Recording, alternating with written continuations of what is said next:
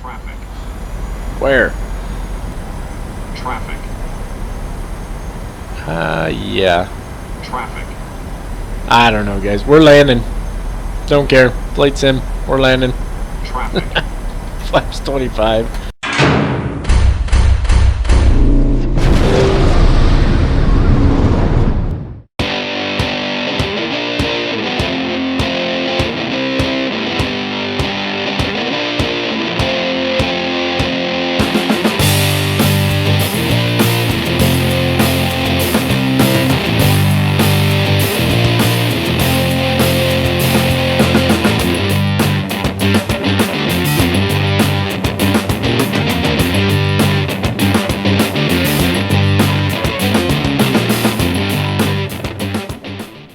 Hello YouTube, Captain Mac here, and welcome back to the life of a virtual airline pilot. Last time we flew into Chicago, and today we're going to fly out of Chicago, which makes perfect sense. Now, one of you in the comments suggested flying up to, I think it's Vancouver, CYVR. I'm just going to double check I have the comments saved over here. Yeah, up to Vancouver, CYVR. That's from DIS Steve, or DI Steve? DI Steve, I guess, or DIS Steve. I'm not sure how you say it, but there you go. Anyway, that's where I want to head eventually. However, that's a really long flight. So what we're going to do today is we're going to fly from Chicago over to Denver first, and then from there we're going to make our way up to Vancouver, and I think that's a good plan. Now, what I've done for this, it's a little different than what I usually do, is I've gone ahead and I've pulled an actual real-world flight from FlightAware. It's the Southwest Flight 2777, I believe it is, and that is from Chicago out to Denver. Now, I did get the time wrong by a little bit. I always have a hard time converting UTC to whatever time, and the flights on FlightAware are listed in the local time, so in this case Central Daylight Time. And I thought it was a difference of 6 hours, but it's a difference of 5 hours, and so the flight plan, when we take a look at it, is going to look a little bit different. It's going to be off by an hour on the time, but the time in the sim is actually set properly. So with all of that said and done, what do you say we climb up in the office and get started? Alrighty, taking a look at our flight plan for today. Let's pull up the operational flight plan first. Now, again, the times are a little off, and apparently the numbers are going to be a little off too. And that's probably got something to do with the profile on SimBrief, because when I set the zero fuel weight in the sim, or in the aircraft, which I already did, it actually gave me different numbers. So on here, if I pull up the load sheet real quick, you'll see that we're supposed to have 130 packs. But when I set the zero fuel weight to this number here, 114.0, the aircraft automatically put it at 117 packs, and the payload, the cargo load, isn't the same as what we see on the operational flight plan. So I'm sure that has something to do with my SimBrief profile setup for the aircraft. Not really in tune with how all that works right now, so it's something I need to work on. I know that, but you know, it's a question of time. Do I want to spend time digging through SimBrief, or do I want to spend time doing flights and videos for you guys? The same goes for ATC. I know we talk about it all the time. Just real briefly here, I was trying to get set up to do POSCON today, and I'm already set up to use it. I've done the training and all that, and I was just trying to do a test flight, and I can't even get it to give me a clearance. So I'm not sure what's going on there. I'm not saying it's the fault of POSCON, just saying that I can't seem to get that working. But anyway, let's dive in here, take a real quick look at our operational flight plan. It's Chicago to Denver in our 737. This is not the tail number. I did not change the tail number in there. And we are set to depart, let's see, today, that is today actually, at 1200 Zulu time, and arrive at around 1430 Zulu time. And you can see our zero fuel weight is estimated to be 114,000 pounds. Big thing for us is going to be block fuel. I'm actually going to load the fuel, so I just set it to 5,000 in the aircraft, just assuming, you know, basically, you know, probably like a reserve fuel left over or whatever. So our block fuel needs to be 19,662 pounds. So we're going to pull that up, and well, I'm going to pull this up, and I'm going to plug that in and actually have it fuel the aircraft, and I'll show you that here in just a second. And what else we got here? We got our routing down here. 22 left, direct to Olin. This I also double checked this route. This is the most commonly used route between Chicago and Denver, so that works out really well for us. Now 22 left is going to be a bit of a taxi. You'll see that when we do taxi brief. And no more talky talk. There's our out time off blocks by 12:20. So that's supposed to be our pushback, give or take, I guess. And then our in time there. Again, it was supposed to be 130 packs, 7.2 thousand pounds of cargo, but that didn't seem to work out right. So it is what it is. Not that big of a deal. Weather in Chicago right now, we're looking at temperatures 30 degrees, dew point 24. Wind is 230 at 10 knots, which is a little different than I got from the ATIS. I'll be curious to see. I'll be curious to see if the ATIS, when we pull it in the sim, is the same as that, because it really hasn't been. But altimeter 2986. So that's what for wherever we're pulling the weather here. That's what it's given us right now. So we'll see how that plans out, or how that plays out. And that takes care of our flight briefing.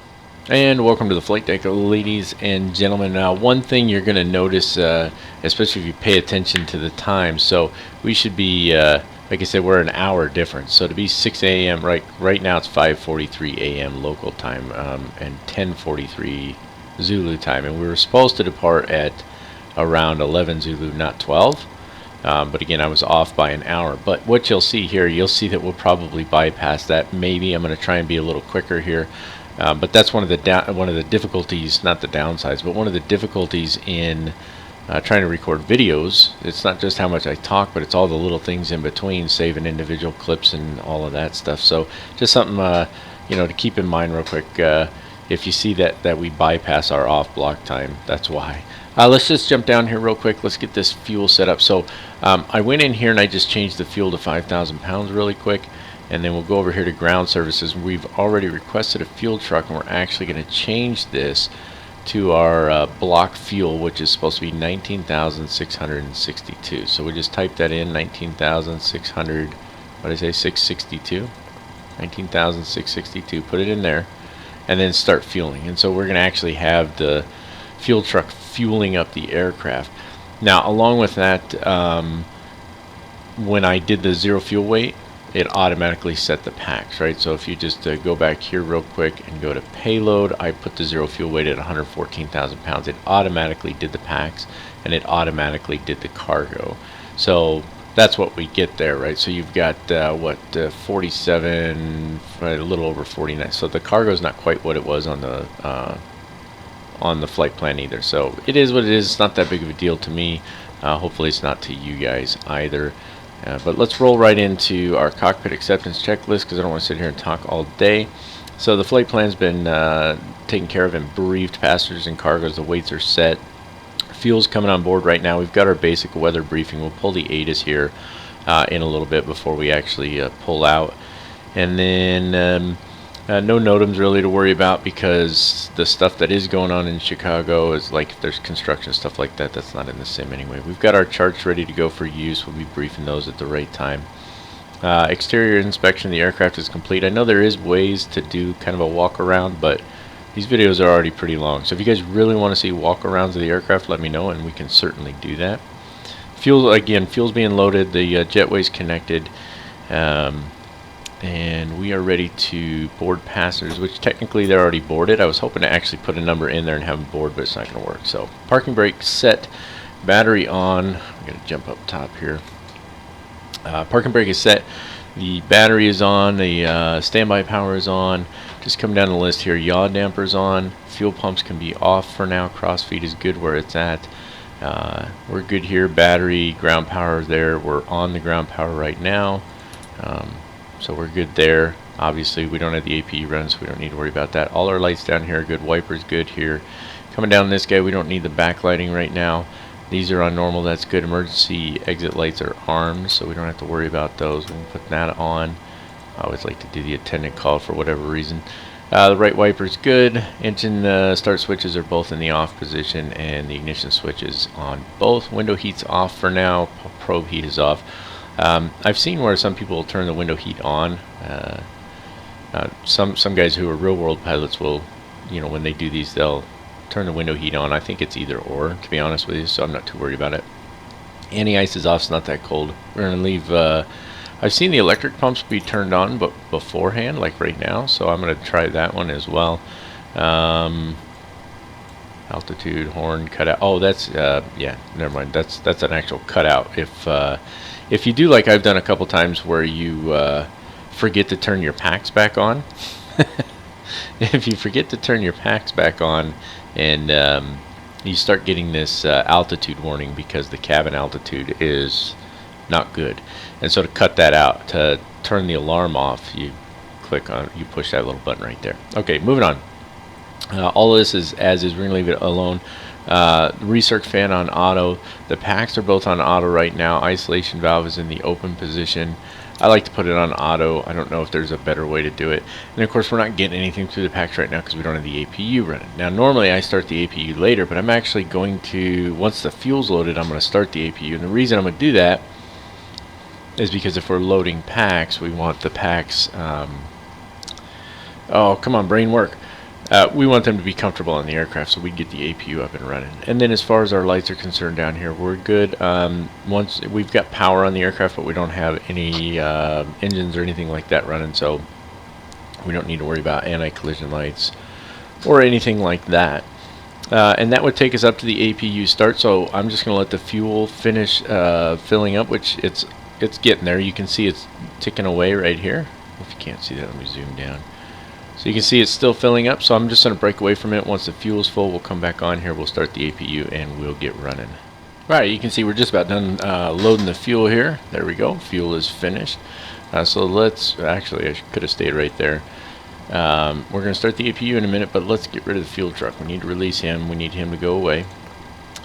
Packs, entry, jetway, we're not going to deplane obviously. I've got that set to 0 because, you know, I wonder if I put it to 130, it's going to change the 0 fuel weight. So I'm not going to mess with it. We're going to stick with what we got for now. We can release these guys. And then he was on arrival hold. And of course, when we remove the chocks, he'll just go away anyway. So I'm not too worried about it. We do need to go ahead and let's just make sure the fuel truck's going away. He's detaching right now. So if I jump to the outside view, it might be a little loud, but so you can see the fuel truck. This is him right here. He's actually technically gone. He's disconnected. So I've got no problem going ahead and starting up the APU at this point. So we jump up here and APU. Come on. That's that little tiny click spot I was telling you guys about. It's so small. It's such a small area. We're bringing power on, so we get those on. Now, while we were waiting, I did go ahead and request the flight plan through the FMC. So you'll see when we get ready to start actually setting up the FMC that the flight plan is already in there. Those are all gone. We can't release ground power quite yet. We need the APU to be up and running. So while the APU is firing up here, let's just take a look at our overhead setup. We've already gone over some of this. The yaw damper is good. For the fuel for the APU, I believe it's just the left aft is supposed to be on. The rest of the fuel pumps come on when we're ready to start engines. Cabin utility is on, IFE, passenger switch, all of that's good. Electrical panel. This is literally just going through what we did. I did that kind of during cockpit acceptance, make sure everything was where I wanted it to be. But it does say on here that the window heat should be on, so we'll go ahead and flip those on right now. And then the probe heat actually stays off until we're ready to get going. Anti-ice is off, hydraulics panel, it just says system switches A and B on. So all of these on. I've been turning these on after starting the engines. I think that's actually incorrect. Excuse me. Air conditioning panel, we check that. Left pack, right pack, isolation valve. It does say isolation valve open. I usually stick it to auto. Not really sure what difference it makes. With the APU coming on, we'll turn that on. You should hear it kicking in. And then there's, I don't know why it does this, but listen. When it switches over the power, it does that every time. I'm not sure why. But anyway, we're on APU power now, so we can turn the ground power off. Jump back down here really quick, and we can release this guy. And now we'll jump over here to our menu, and then we'll get cracking. Again, I already did the flight plan request, so we'll get into that here in just a couple of minutes. So the packs are good right now. Pressurization panel, we're not going to set that yet. It does say set it for cruise, but I don't actually know what our performance cruise altitude is going to be yet because I haven't done the performance in the FMC. So I usually come back and do this, and I think that's probably alright. But in reality, our flight plan does tell us what our cruise altitude is supposed to be, and that's what should come up in the FMC as well, because I saved the flight plan there. And then landing altitude for the destination. So it's going to, so obviously we're going into Denver, and if I just pull up a chart here real quick, let me get my act together here. So I hadn't pulled up my Denver charts yet, but if I just pull up the taxi chart for Denver, the airport info, the altitude is 5,434 feet. So when we're setting up our pressurization panel up top, that's this guy here, right? So if we're probably going to be around, we're probably going to be higher than we were before. I'm just going to, I need to change this, but I'm just set at 31,000. Then you would set this one at as close to 5,400 as possible. It's 5434, so I should be able to set just 5400. I gotta go. My brain's not working. My brain never works right, does it? So 5400 should be fine. Difference of 34 feet is not going to be a major issue for us, and that's going to take care of all of our overhead setup and get us ready to jump into the FMC. Okay, so pressing right along here, you can see that our time right now is 10:56 Zulu, so we're definitely going to be a little beyond our block time. It's not going to be the end of the world. Let's dive into our FMC setup here, though. So you can see, again, I already did the route request. You just do flight plan request. I've shown you guys that before, and then it'll pull up the folder where you're saving your flight plans if you're saving them in the right folder. And then you just select the flight plan and it loads it in. Performance initialization, same kind of concept here. We're going to request it. Now this should be requesting performance based off of the flight plan. So for example, it should show, now the zero fuel weight is going to be in accordance with what our actual aircraft zero fuel weight is, I believe. Alright, so the uplink is initiated, load it, and there we go. Zero fuel weight, reserves, it wants 5.3, cost index is 99 because that's what I've got set in there. And it's flight level 380, that's kind of what I was expecting. Now, we can go a little further on this, and if you guys want to see it, so I usually forget to do it, but if you guys want to see it, I can put cruise wind in here, and then we can change these speeds up and stuff like that. I'm not too worried about it, but typically I just kind of leave this as what's there. So real quick, just so I don't forget, because knowing me, I probably will, we'll set this to flight level 380. So this is our flight altitude. That's what I was kind of expecting. But again, it's on the flight plan and I just wasn't paying close attention. It's my own fault. Jumping over to the N1 limit page.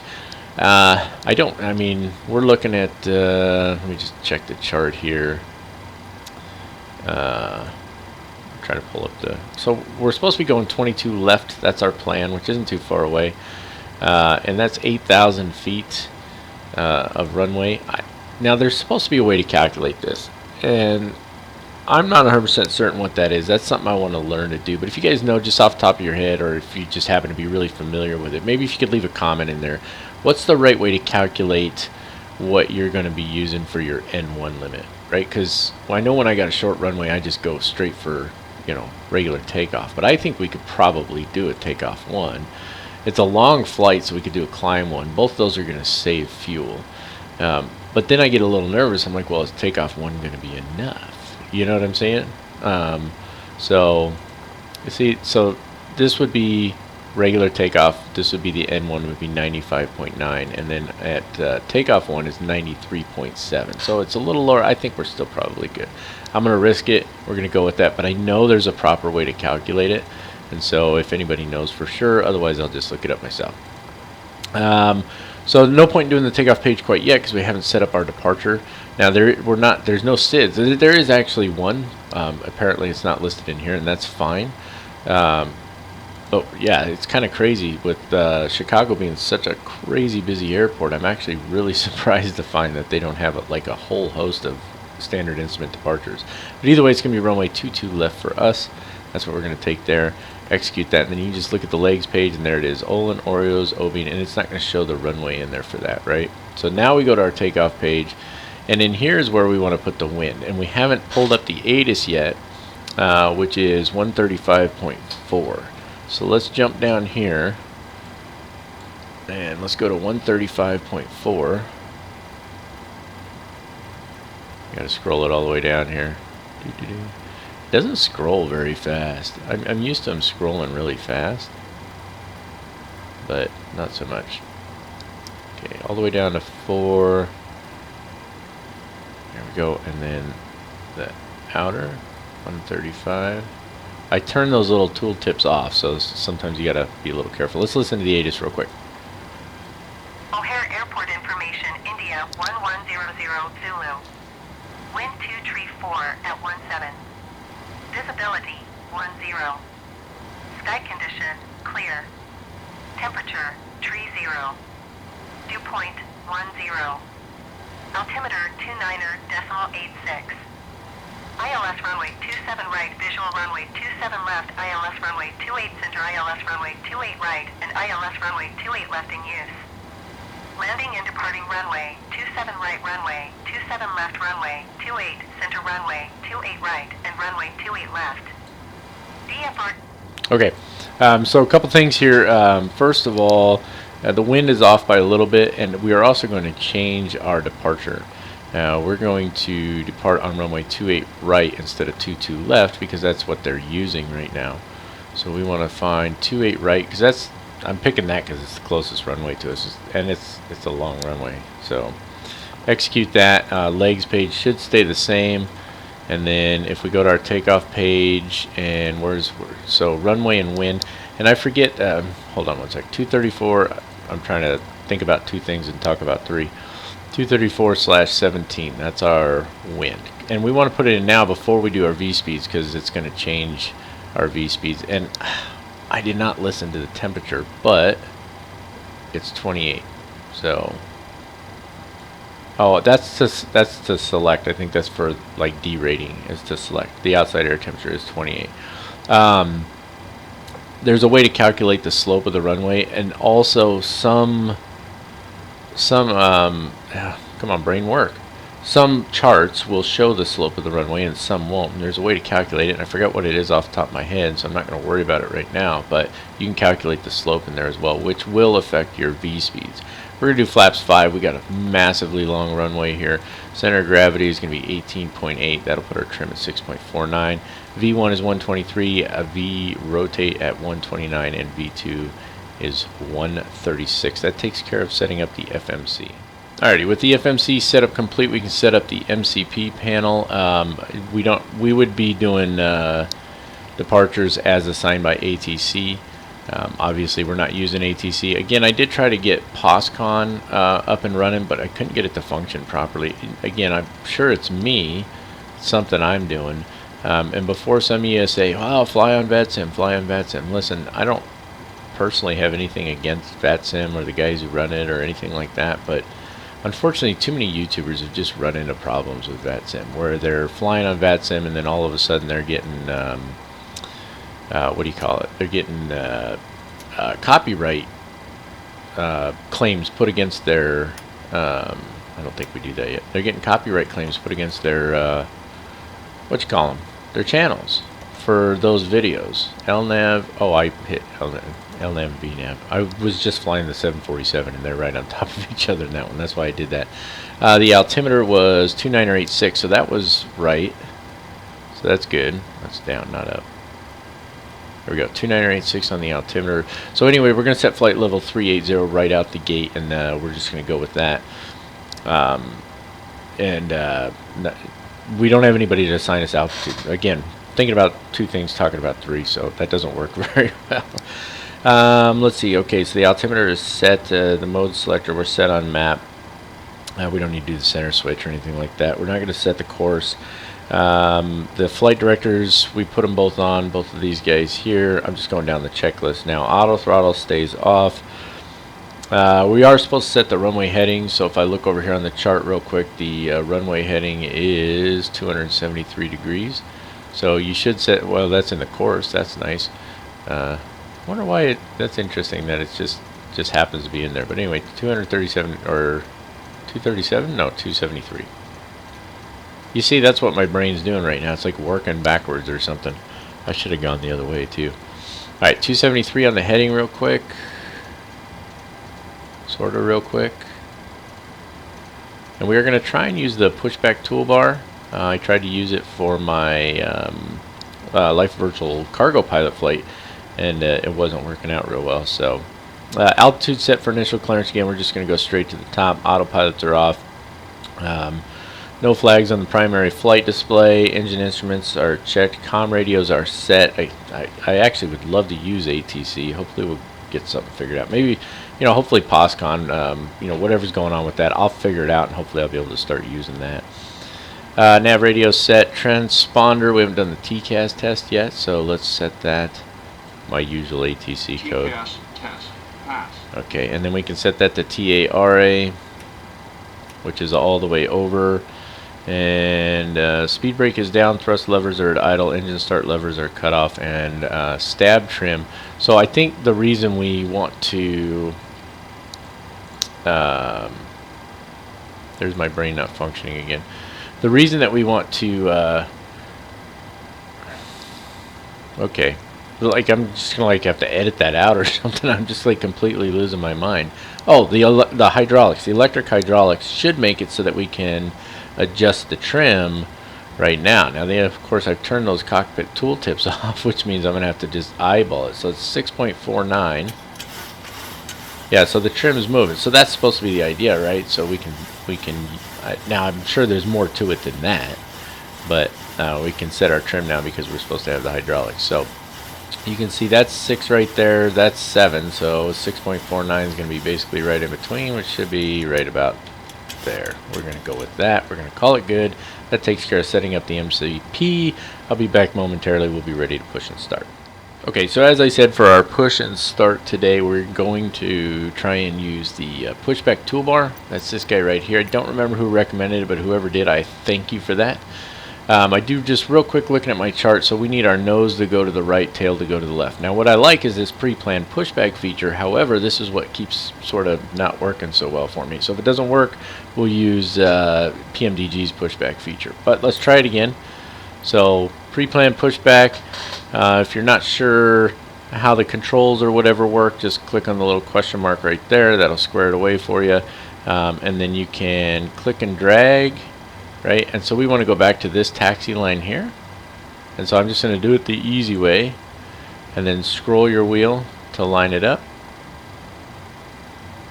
and then I believe you hit enter to it. So you click once, that should set it there. You can't go forward, but I think if I hit enter, yeah, so we should be. So see, now it changes the cancel plan to pushback. Well, we don't want to cancel it because we're going to use it. And so it should push us back to right there, so that should work out. So I really like that. I keep bumping into my yoke. I really like that, and so we're going to roll with it. So with that said, let's take a look at our flows for push and start. So passenger boarding is complete. We do need to make sure that the doors are closed down here, and I hope you guys don't mind. I'm just going to leave that up for now. Hopefully it doesn't get in your way. So just jump to the menu, FS actions, doors. So actually let's go ground services first, and let's get rid of the jetway, which should be, I mean, it doesn't even give me an option, does it? Yeah, so I guess we'll just doors close. Let's make sure these guys are already closed, which they are. So doors are closing now. We're not going to use their pushback on this one, so we'll go back here to our takeoff page. And then I don't remember if doors show up on the systems page. I don't think they do. No, unfortunately they don't. So I guess you just have to verify, right? Talk to the flight attendants or whatever. Anyway, so doors should be good. We've got our clearance to push. Throttle levers are at idle. Start levers are off. Packs need to go off. That's up top here. And again, I'm going down the checklist sort of as I'm doing my flows, right? So these guys should already be off. I leave that on auto. I don't know if there's something really wrong with doing that, but turn the packs off. We're good on, let's see, all the fuel pumps got to come on. See, normally I just go through and do this and then sort of do the checklist, right? That's probably a better way to do it. Let the flight attendants know we're getting ready to push back. And what else we got here? We can turn wing lights on. I don't think we really need those when it's this light out. We don't need the logo light right now either. We're going to put this on the left side. And I'm just looking at my checklist now. It looks like we're actually ready to push at this point. So let me get to a different view here. This will work. Now let's request pushback. Oh, real quick, there's options on here. Like I've got it set to simulate nose wheel lift, so we should see that. Interactive pushback audio and all that. You can release the parking brakes from here. You can do ground services, all that. We're not doing any of that. We're just Request pushback. Cockpit to ground. This is ground. Stand by. Really, bro? I'm already 11 minutes behind. You can see there we're 11 minutes behind, which isn't too bad. I gave myself 30 minutes of extra time. So clearly for all my jibber jabbering, I probably need about 45 minutes, give or take, of extra time to be ready to push. So it's just something for me to keep in mind. Let's put this one on the, we'll start on the legs page for now.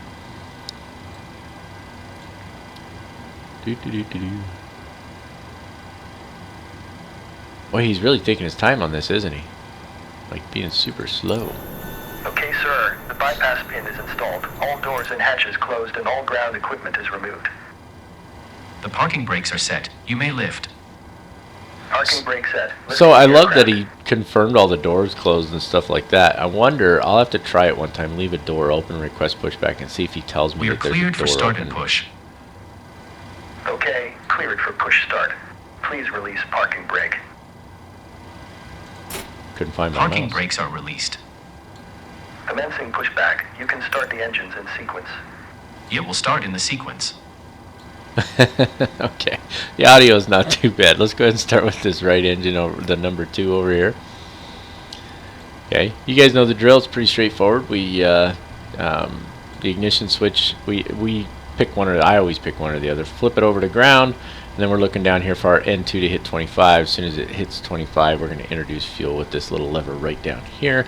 You know what I didn't do during the startup, or not? Well, during the like cockpit acceptance and all that was my fire tests and stuff. I need to remember to do those. So my apologies. What's this guy doing over here? He's like, hey, let's race. That is one thing. For all the beautiful things they've done with this sim, there are still some serious issues with like AI traffic, whether it's in the air or on the ground. It just like does crazy stuff.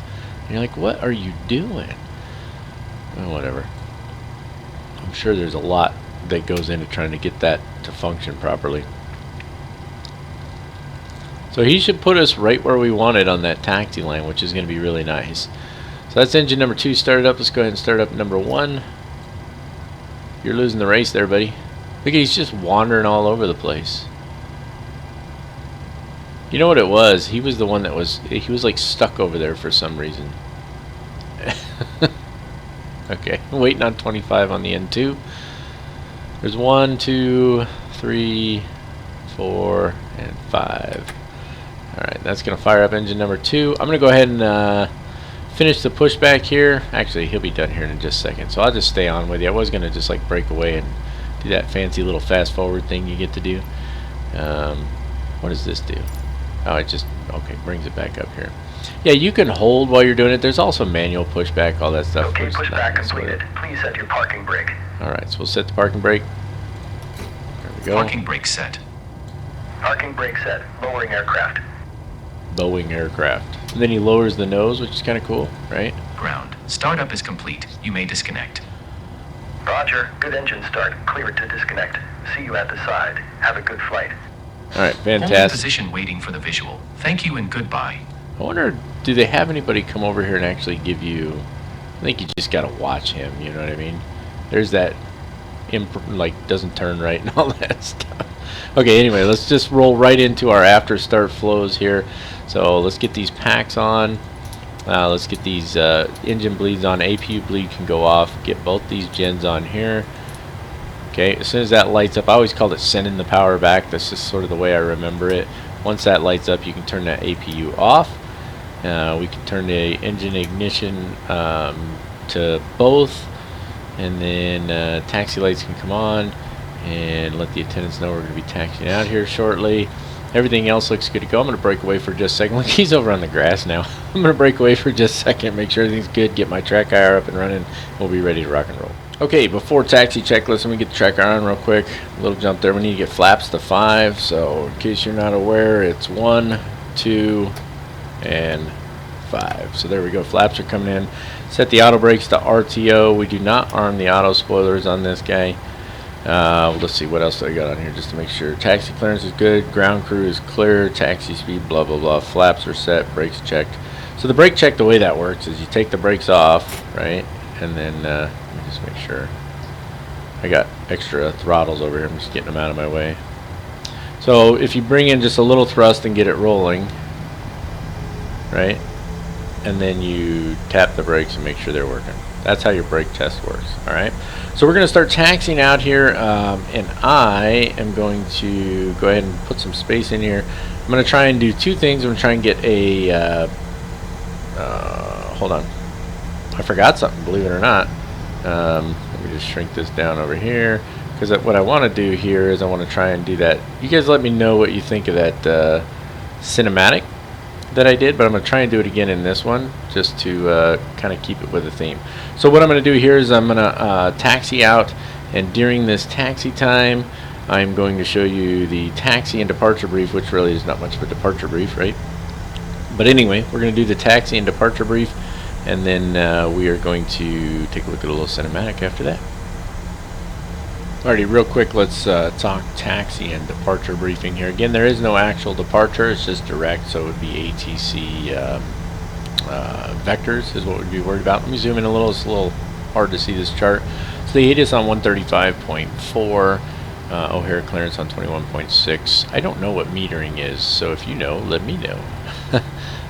Ground for outbound is 21.75. And then depending on what runway you're on, you're going to be on a different tower frequency. So for us, runway 28 right is 132.7, and then departure, whichever one they hand us off to. Our taxi route's pretty straightforward. We're actually over here now. I don't know why we're at the international terminal, but I did check the flight, and it said that that is the terminal it's supposed to depart from.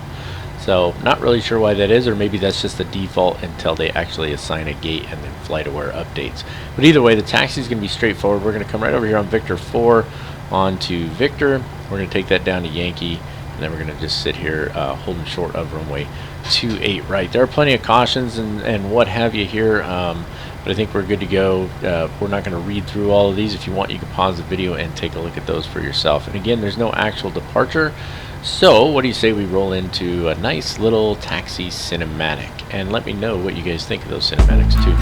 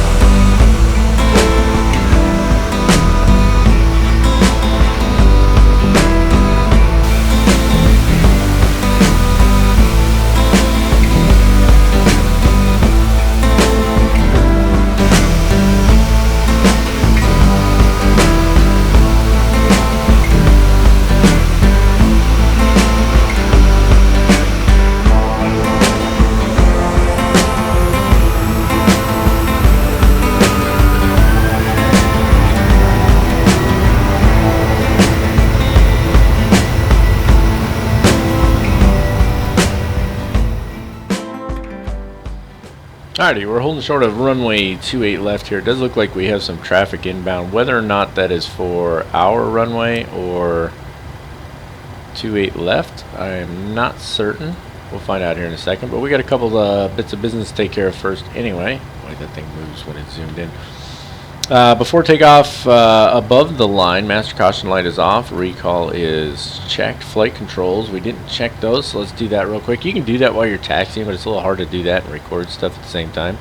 So put it on systems, you can see them down here, so that's full left, that's full right, all the way up, and all the way down, and then same thing with the rudder, full left, I know it's going all the way over there, and then full right, there we go.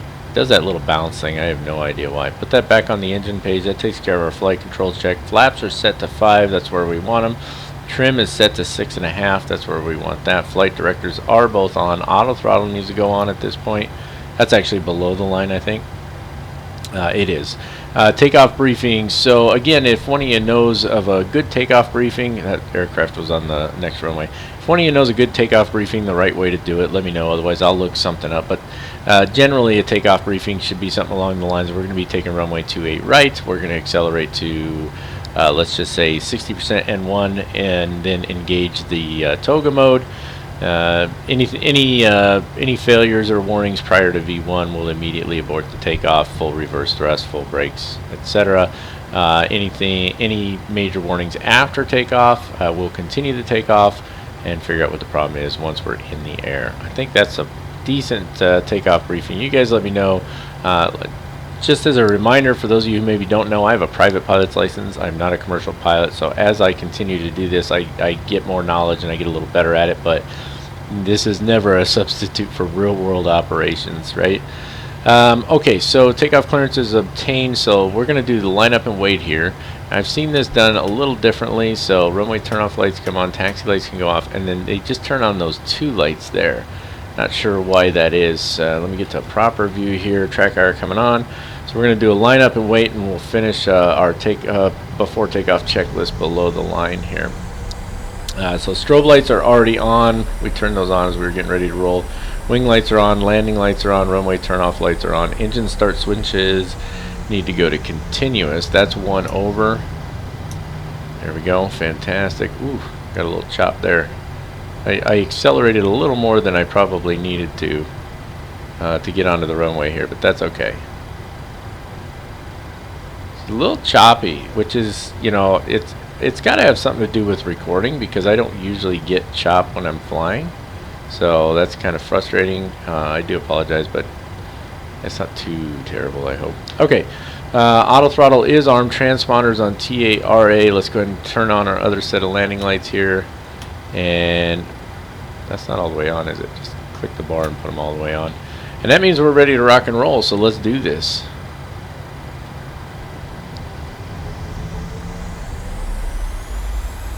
Engines at 60%. Toga.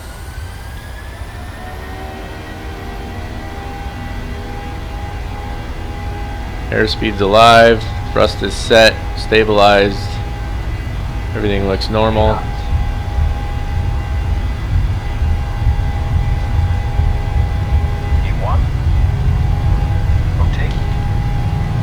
Come on, baby. Yeah, that little bit of chop. Look, there's a it's like a forklift on the runway. Gear coming up. That's fantastic. Let's follow our flight director here.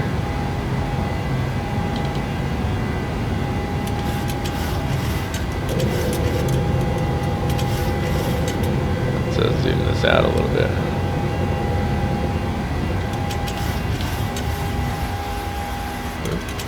Yeah, don't want to overdo it there. Okay, there's our thrust reduction height. Just follow that thing down. See how it goes up and down, up and down? It does that to me quite a bit. I'm sure that's my poor piloting skills, but... Flaps to 2.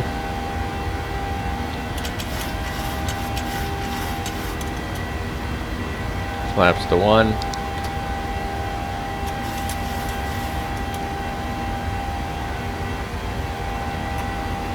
Flaps up. Let's go ahead and engage the autopilot. Track IR coming off. Gives a more friendly view here. Let's turn the auto brakes off. We can put these to the off position, the landing gear to the off position. Runway turn-off lights can come off. These can go to off. All of our lights look good. Let's take a look at our after takeoff checklist. The gear is up. Engine start switches are no longer in continuous. Landing lights don't need to go off till we get above 10,000 feet. Autopilot, we're in LNAV and VNAV. MCP altitude set to flight level 380. That's going to take us into the rest of our climb, and that means, ladies and gentlemen, you guessed it. It is time, once again, for some of that obligatory elevator music.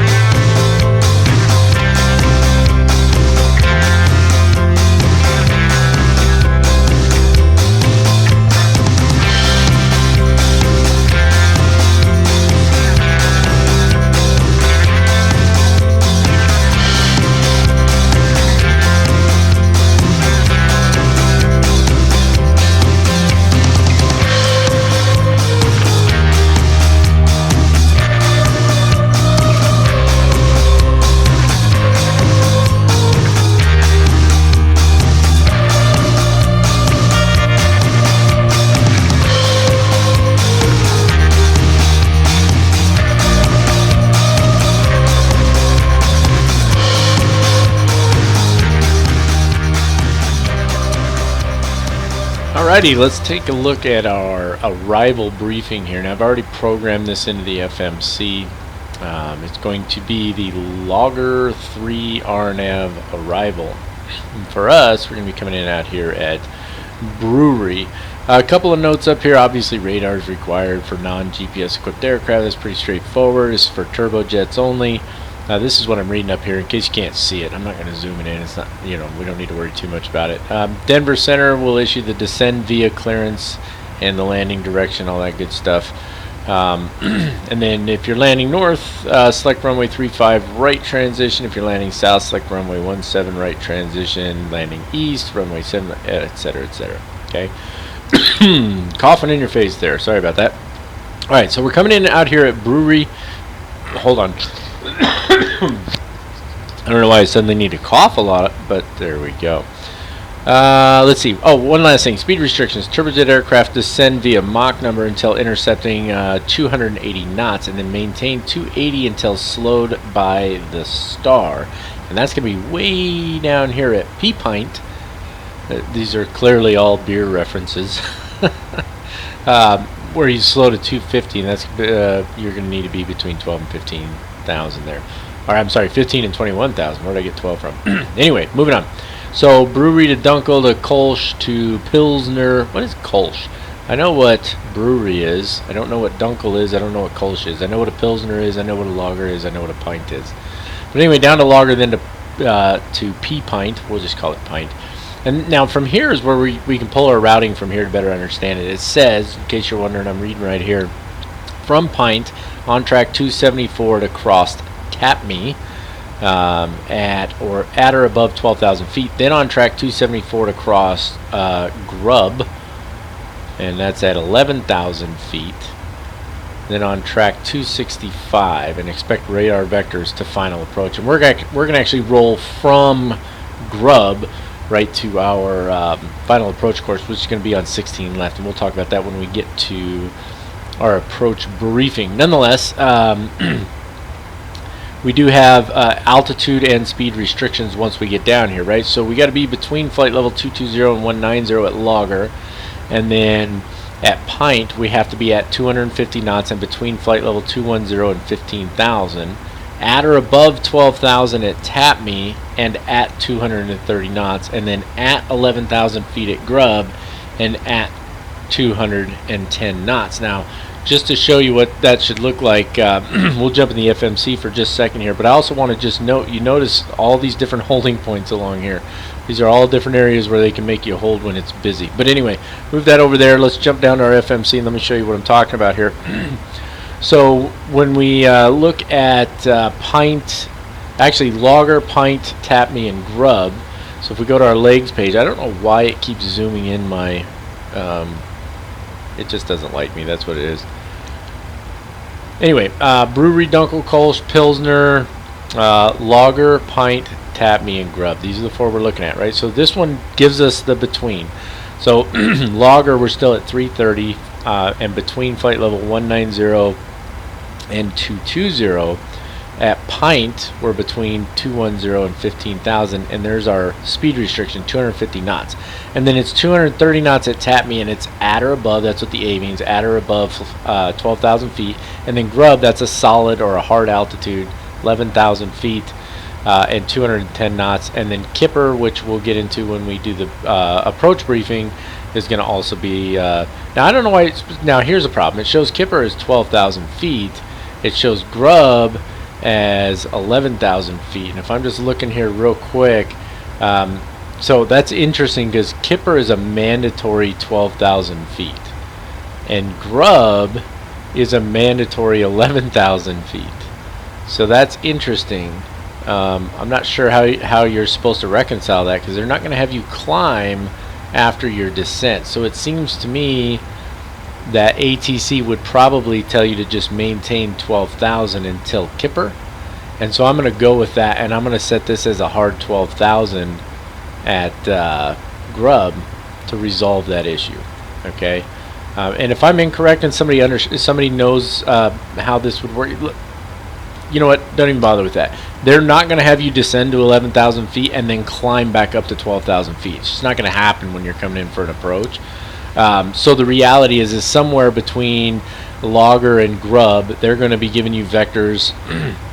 You might even fly this all the way to grub, because technically vectors come after grub, but they're going to be giving you your altitudes and your vectors, and my guess is they're going to tell you to maintain 12,000 at or above until you get to Kipper, where you've got a hard 12,000 feet, and then you continue on the approach from there. So we'll get into that when we do the approach brief, but that's going to take care of our arrival briefing. Alrighty folks, we're going to be coming up on top of descent here in just about 100 nautical miles. I'm going to go ahead and take care of our descent preparation and take care of our approach briefing. I don't know that we're close enough to pick up an ATIS. We'll find out here in a minute. But first, let's take a look at our descent preparation. So the checklist is a little different than the prep itself. We're going to need to set our altitudes, which ultimately we're going to need to be at 7,000 feet. I'm just glancing at our charts over here. But I think what I'm going to set right now is that hard altitude of 12,000 feet that we got from our arrival. So let's set that, and that'll just prep the plane to automatically start its descent on VNAV once we reach that top descent point, which is 103 nautical miles from now. So let me just finish scrolling this down real quick. That was a little too far. There we go, 12,000, and that'll get us started, and then I'll determine the best way forward from there. Now we also we need to make sure we've set up the approach in. See how it zooms in like every time now? I don't know why. It just starts doing it randomly, and then it keeps doing it.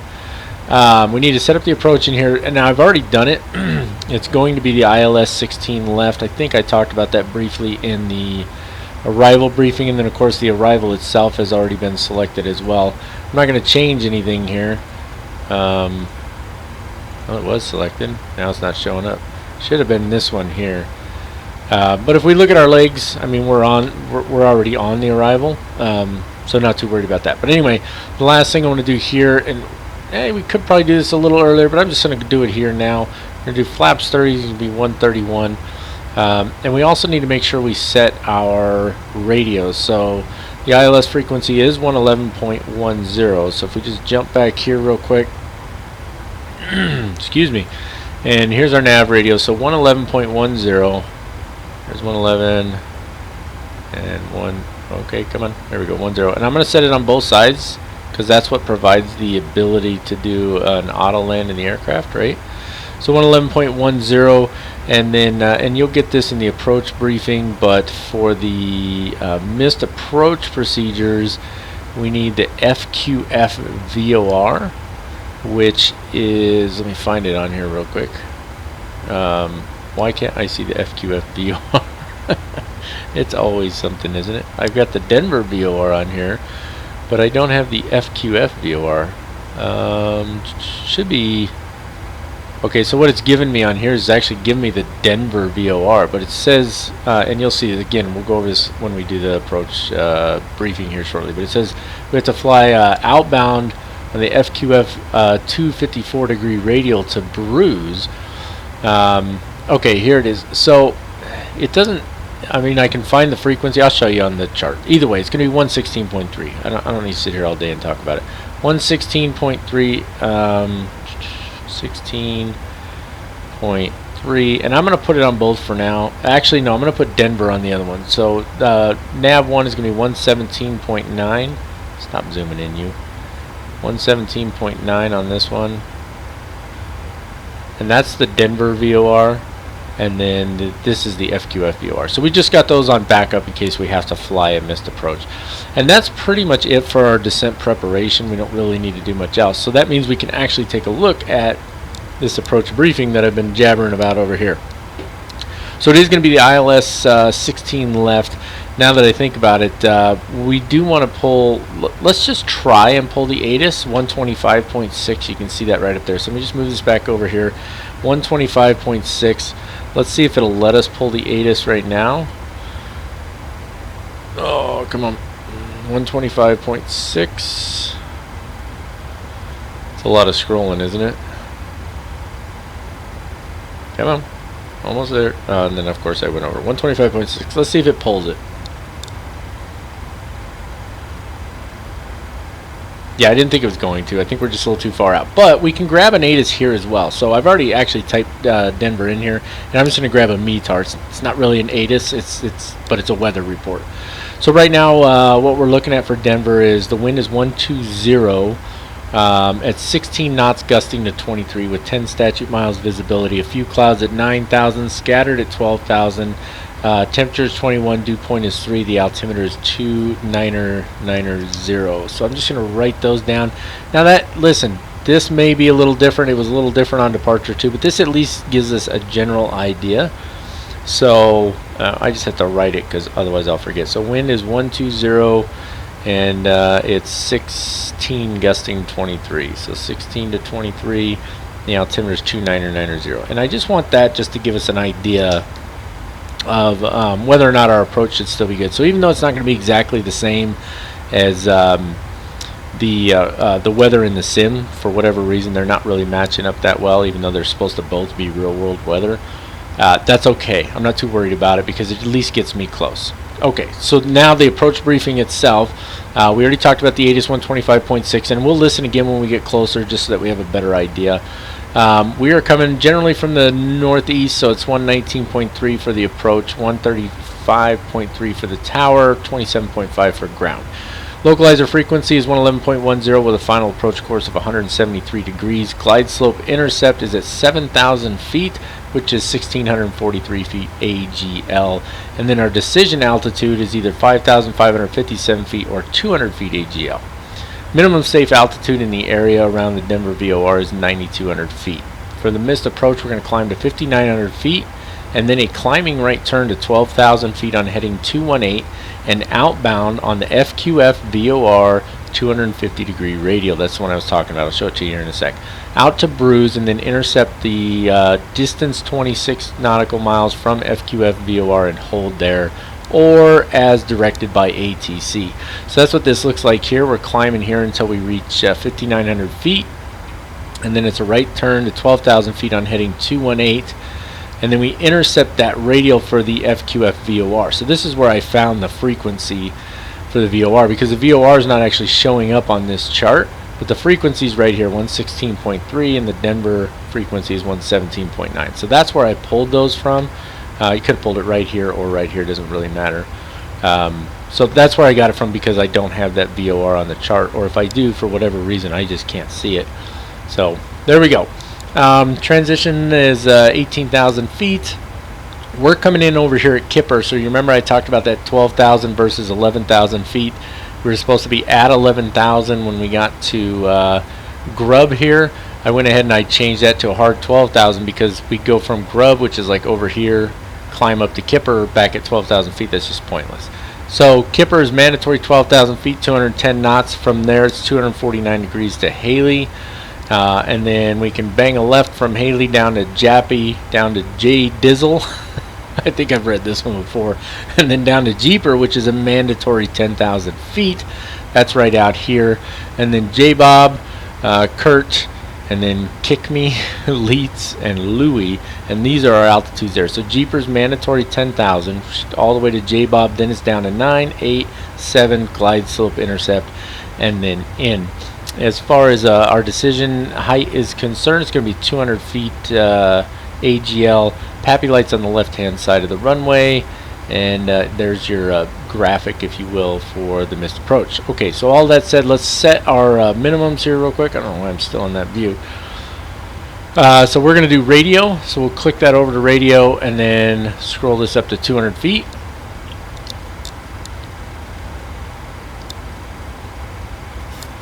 Almost there.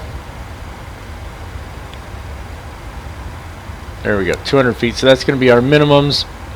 And then our final approach course was 173 degrees, not 273. So let's scroll this down. It'll be quicker to go left than right.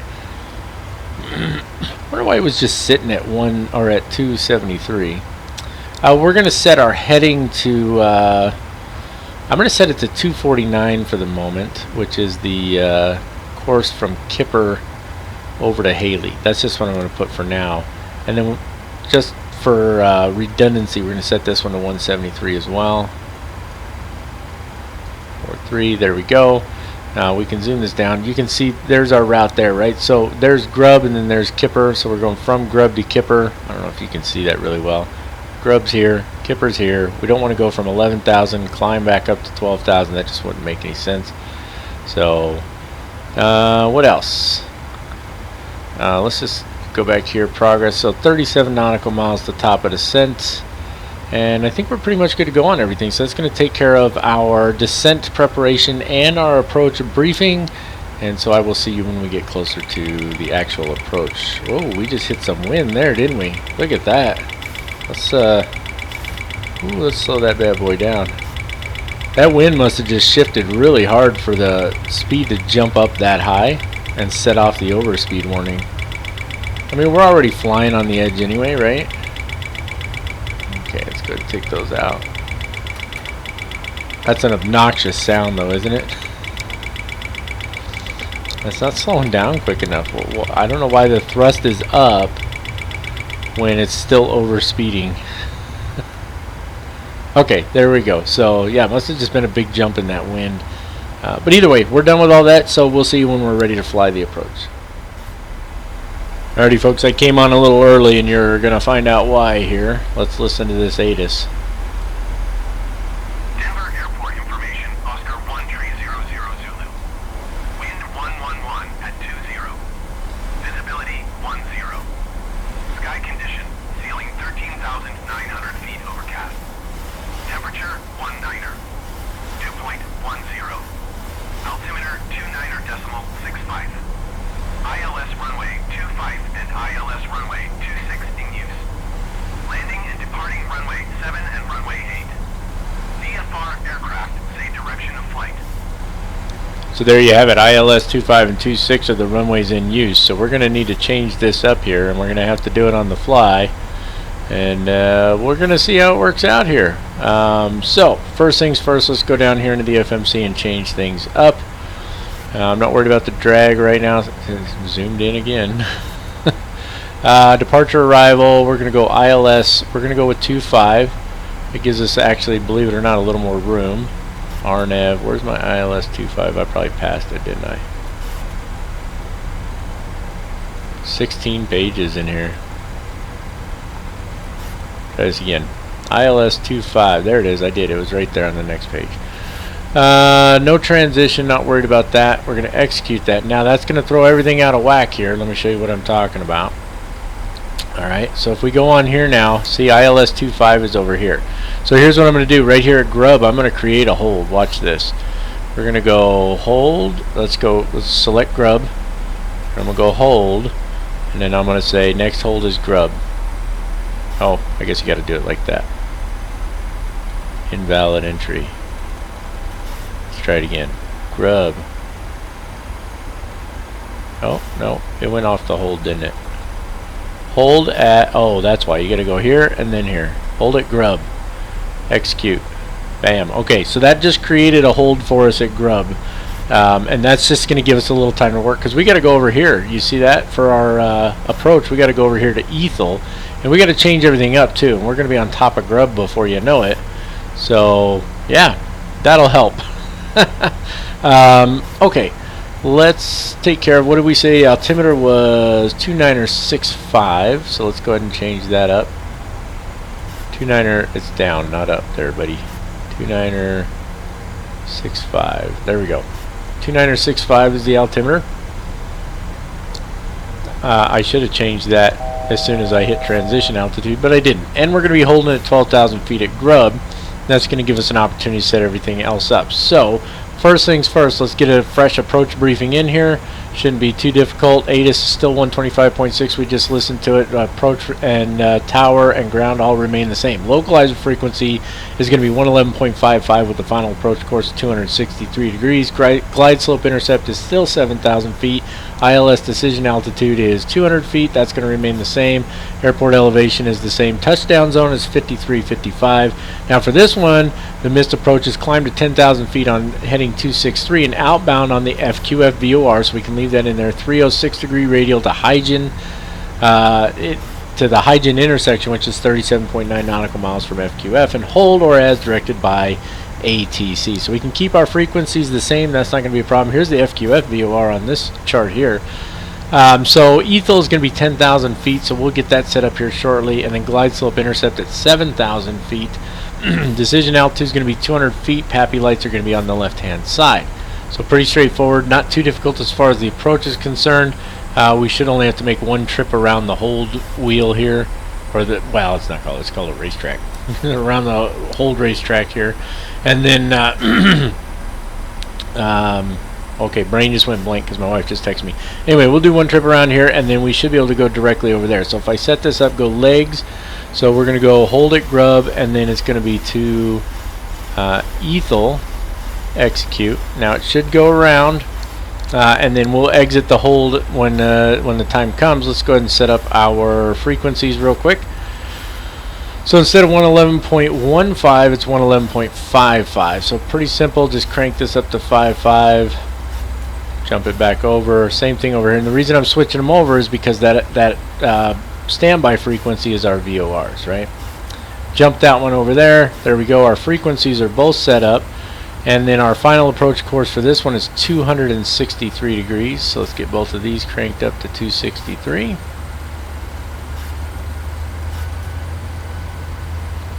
And 263 on here. No, 263. There we go. And then one more time on here. 263. Same thing. We need to go to actually 263.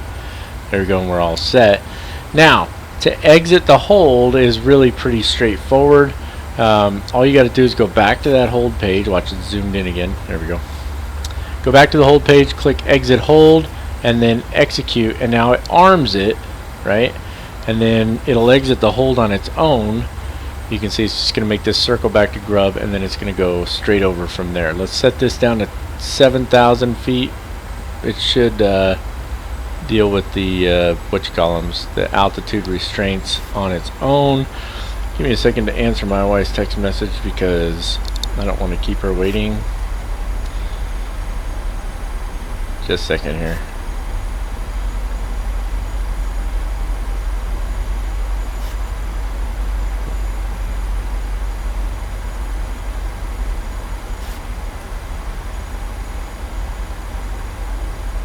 Okay.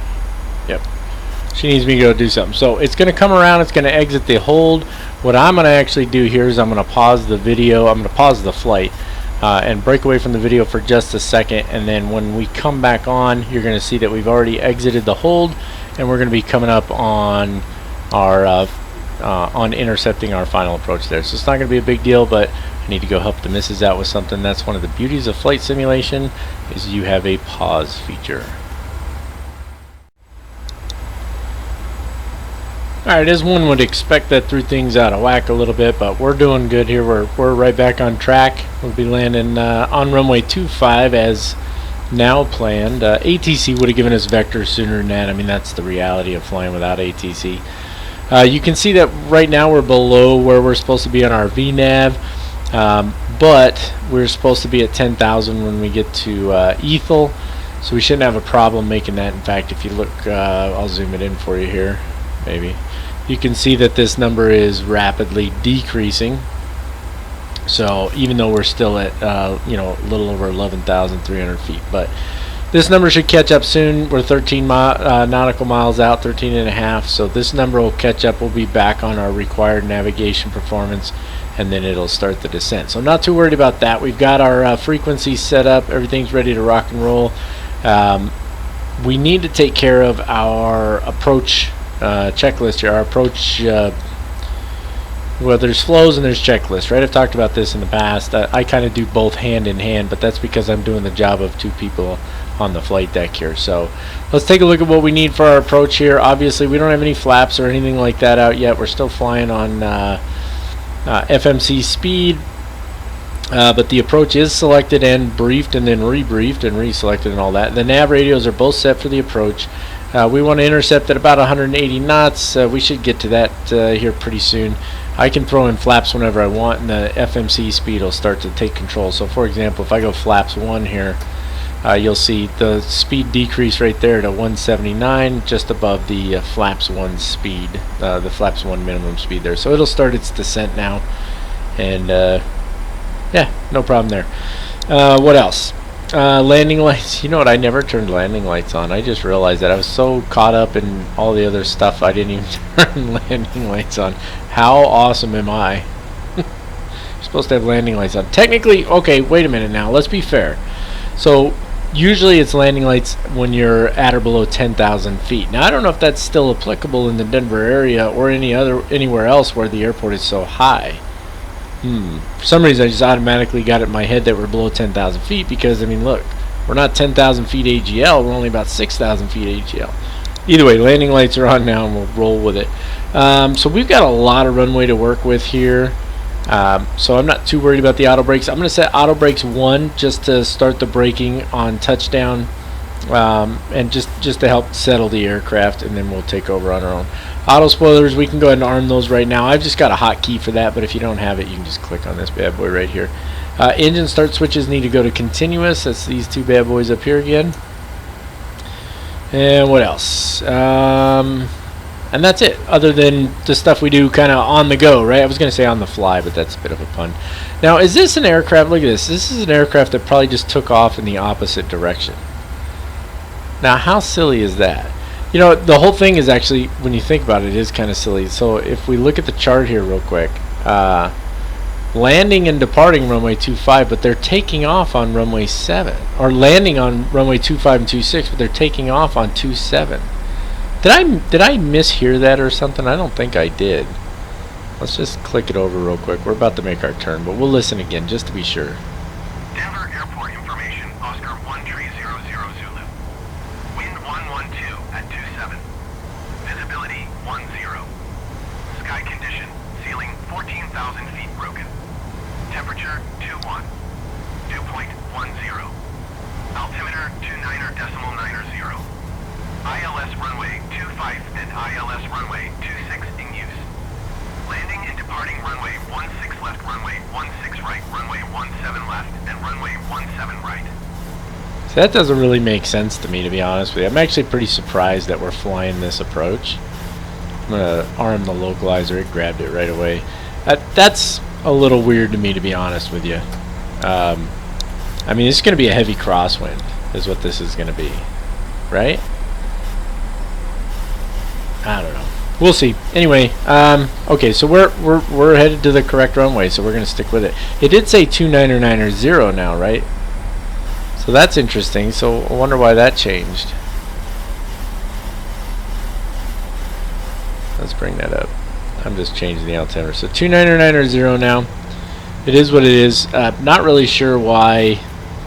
I don't know. It's default, right? It's default ATC and all that, and it goes kind of bonkers. So I don't know. I don't agree with it. But anyway, so let's get down to 7,000 feet here, and then once we hit 7,000 feet, we should be getting close to our glide slope intercept point there, and we should be good to continue the approach. That's going to be at Gasty. Is that what it is? Gasty. That's a weird name for it. But anyway, so at Gasty will be glide slope intercept, which is coming up in about 6 nautical miles here. Let's get to the proper view here. Track hour coming on, little jump. And let me just center that up for you. There we go. Alright, so we've got the runway in sight. Yeah, there's not much to do except wait and fly this approach, right? We got everything set the way we want it. We do. Yeah, I mean, it's good. Okay, let's bring the next setting of flaps in. Our V approach speed is 130 knots, flaps 30. So we probably could have, I mean, this is a long runway. We probably could have done, you know, the flaps 15, but I didn't want to do that. So, all right, here we go. Let's go ahead and arm the approach now. There we go. The last flight I did, okay, single channels, put it to 2. So we've already intercepted glide slope, even though we're above it because we're still further out. The last flight I did, which was in the Salty 747, you guys have seen that one by now. It wouldn't, the approach wouldn't arm. You couldn't arm the approach, so I had to fly it by hand. That was fun. I did all right on it though. I mean, you tell me. You guys saw the video by now. Okay, let's go and get the landing gear down. And go to flaps 10.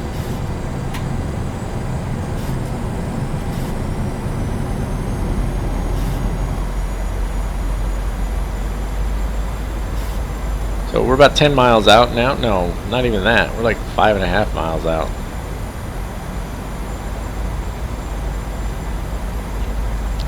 Right.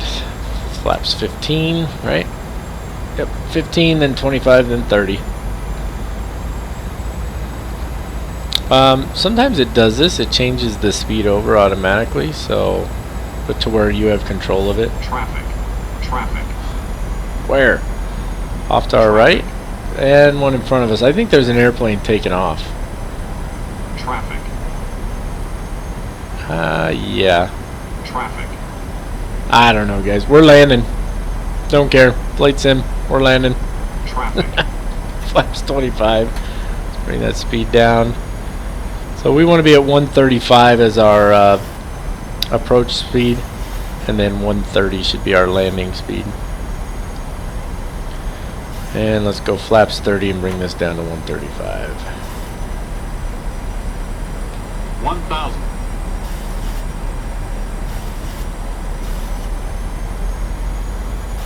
Alright, looking pretty good here. Let's just let her settle for a second. That's what I like to do.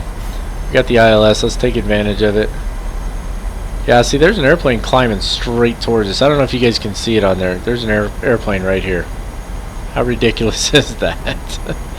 Okay, let's kick that auto throttle off. Traffic. Traffic. 500. And let's kick the autopilot off. Now we got a tailwind.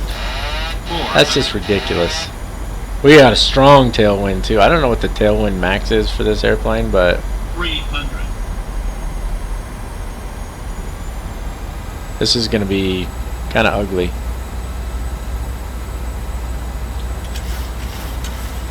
We got a little low there. Woo! 100. We're alright. Tons of runway. 50. 40. 30. 20.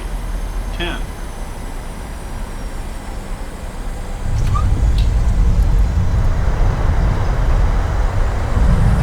Woo! A little squirrely.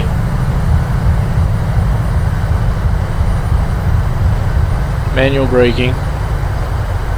Ooh, that was squirrely on the runway though, wasn't it?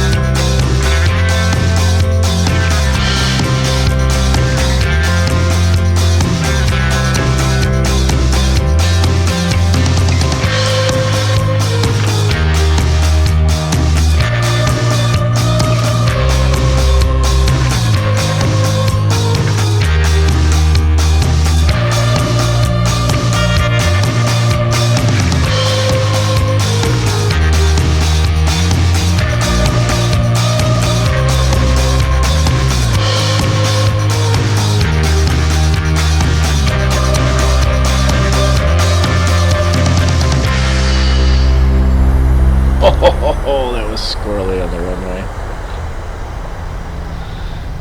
That tailwind was ridiculous. That's not even close to what the weather said. Or maybe it is. I didn't even look. It said it was... oh, whatever. It was ridiculous. I should have just chose the runway myself. I should have said, you know what, I don't care what you say. I'm taking whatever runway I want. Minus 161 on the descent or the landing, what do you call it? Oh, come on. Now we're stopped. Awesome. Taxi light on. Minus 161 on the landing vertical speed. Is that what I'm looking for? Landing vertical speed? I don't know. Anyway, minus 161, so not too bad. Okay, let's go ahead and get the engine continuous mode off there. Let's get the spoilers back up. Let's get the flaps coming up. Need a little more more thrust to get this thing moving. We can turn off the auto brakes.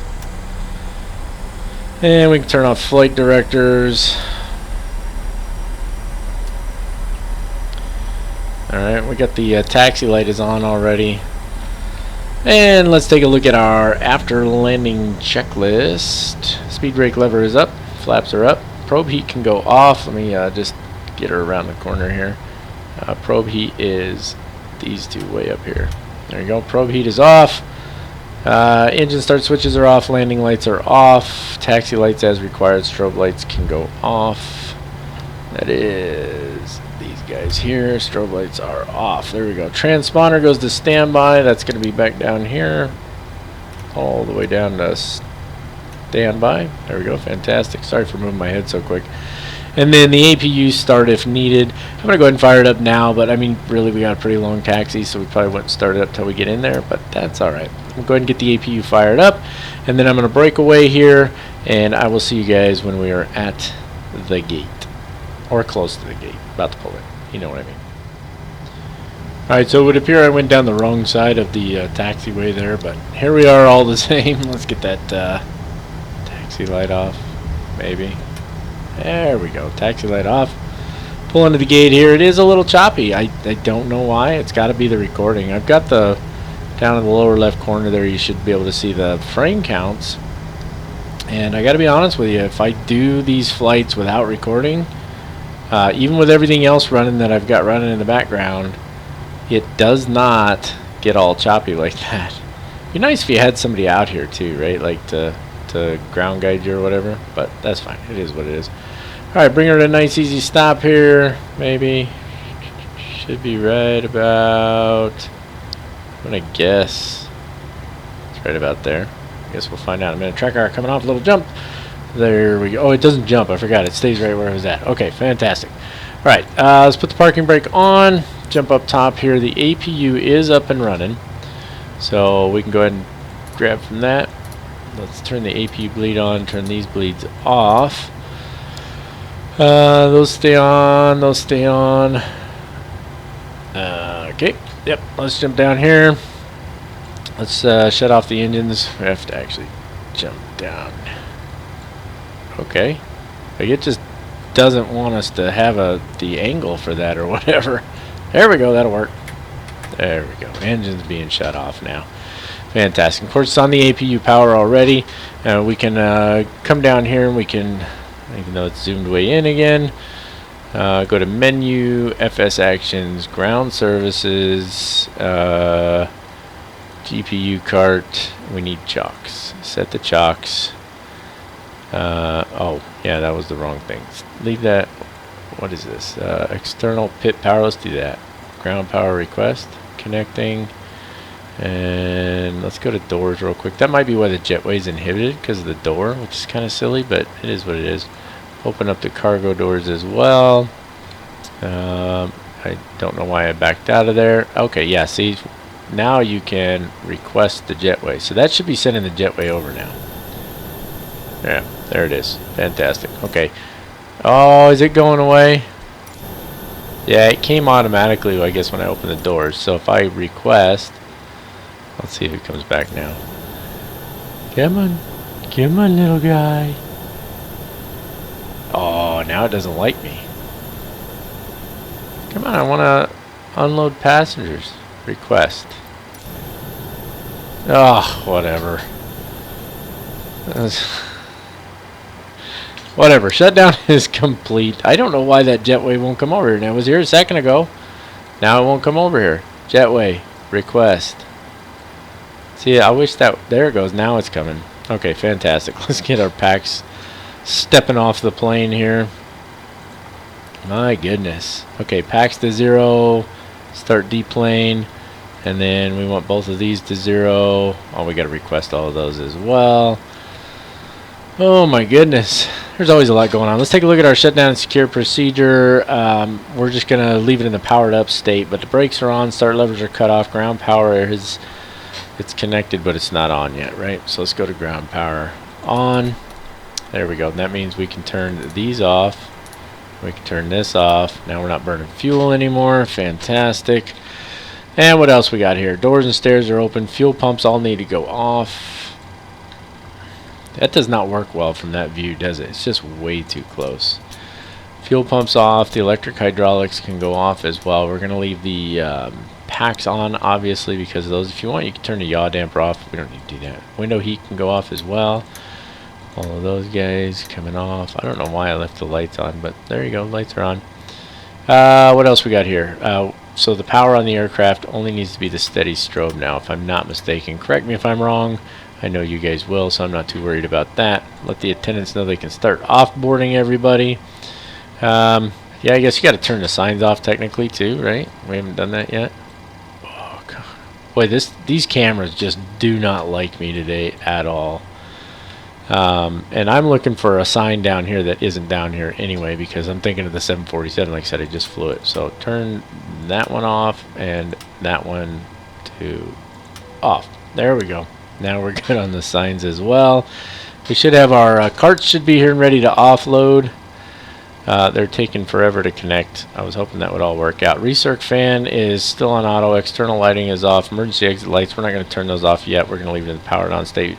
And we're going to leave the battery and the ground power on as well. We can start offloading this guy. The other guy's taking his sweet time showing up, so it is what it is. But that means, ladies and gentlemen, that's going to wrap it up for this flight. A little bit of fun there. A couple different things going on. Having to change the approach, that's something I don't think we've done in, if ever. I don't even know if we've ever done that, actually. Either way, worked out pretty well, even though I absolutely disagree with the ATIS report saying that that's the runway we're supposed to land on, because we had like a 17, excuse me, hiccup there. We had like a 17 knot tailwind. Like, seriously? 17 knot tailwind? Are you out of your mind? But that's what we had. So, didn't really care for that. But other than that, I thought it was a pretty good flight. I hope that you guys enjoyed it. Yeah, as always, I have such a good time with these guys. I love making this content for you. I am looking for, thoughts and suggestions. I always appreciate the comments. You guys tell me you like the videos and whatnot. By all means, definitely, please don't hesitate to make some suggestions in there. I did put that post up asking for some feedback from you guys on the channel as a whole. Just looking for creating content along the lines of what you guys are looking for. If you think that I've earned it, please do hit the subscribe button. Click on the bell if you want to get notifications, and don't forget to give the video a thumbs up. That's one indicator for me that you guys are enjoying the content, and I always appreciate that. That's it. That's all. No more, ladies and gentlemen. Until next time, as always, keep the blue side up, unless otherwise instructed by ATC. God bless you all, and have a fantastic day.